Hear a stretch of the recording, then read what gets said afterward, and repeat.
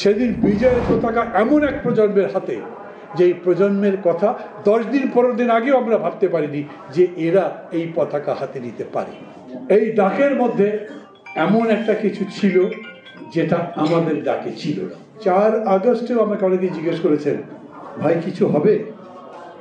অনেকে বিশ্বাসই করতে চাননি যেটা পড়ে যেতে পারে। 7 দিনের মধ্যে সেটা এই স্বৈরাচারের পতনের দাবিতে এমন সংঘবদ্ধ হলো যে প্রায় অসম্ভব এক স্বৈরাচার শেষ পর্যন্ত ন্যাক্কারজনকভাবে পালিয়ে যেতে বাধ্য হল। আপনারা যারা আজকে অনুষ্ঠানের আয়োজন করেছেন, প্রধানত তারা বাংলাদেশ জাতীয়তাবাদী দলের নেতা কর্মীরা অজস্র জীবন দিয়েছেন, কত কষ্ট সহ্য করেছেন, কারা নির্যাতন ভোগ করেছেন, আয়নাঘর সহ এত বিস্তারিত বলবার দরকার নেই। কিন্তু যেদিন বিজয় হলো সেদিন বিজয়ের পতাকা আপনাদের হাতে না। সেদিন বিজয়ের পতাকা এমন এক প্রজন্মের হাতে, যেই প্রজন্মের কথা 10 দিন 15 দিন আগেও আমরা ভাবতে পারিনি যে এরা এই পতাকা হাতে নিতে পারে। আমার মনে আছে ঠিক এই হলে এইখানে একটা সেমিনার হচ্ছিল, তখন আন্দোলন শুরু হয়েছে। নুরুল হক নূর বক্তৃতা করছিলেন, এই যে আন্দোলন করছে এরা চাকরি চায়, এরা গণতন্ত্রের কথা বলছে না, নির্বাচনের কথা বলছে না, সরকারের অত্যাচার নির্যাতনের কথা বলছে না। এটা কোন প্রজন্ম? নুরুল হক নূর। আমি বক্তৃতায় তাকে বলেছিলাম, তোমরা যখন আন্দোলন করেছো তখন তোমাদের মিছিলের সামনে থাকতো শেখ হাসিনা শেখ মুজিবের ছবি, তোমাদের স্লোগান ছিল শেখ মুজিবের বাংলায় বৈষম্যের ঠাঁই নাই। কিন্তু এই যুবকরা যখন, এই ছাত্র যখন মিছিল করছে, ওদের সামনে কোনো ছবি নাই, ওদের মুখে এরকম কোনো স্লোগান নেই।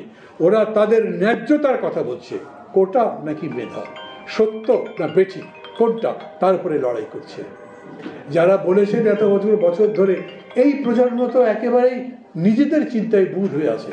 ওরা কেবল স্বার্থ দেখে, ওরা কেবল চাকরি খোঁজে, ওরা বিদেশ যাওয়ার চিন্তা করে, কম্পিউটারের মধ্যে সোশ্যাল মিডিয়ার মধ্যে আচ্ছন্ন, জনগণের কথা ভাবে না। কিন্তু দেখেন 7 দিনের ব্যবধানে ওই আন্দোলন, কোটার আন্দোলন মেধার আন্দোলনে পরিণত হলো। আর তার 7 দিনের মধ্যে সেটা এই স্বৈরাচারের পতনের দাবিতে এমন সংঘবদ্ধ হলো যে প্রায় অসম্ভব এক স্বৈরাচার শেষ পর্যন্ত ন্যাক্কারজনকভাবে পালিয়ে যেতে বাধ্য হল।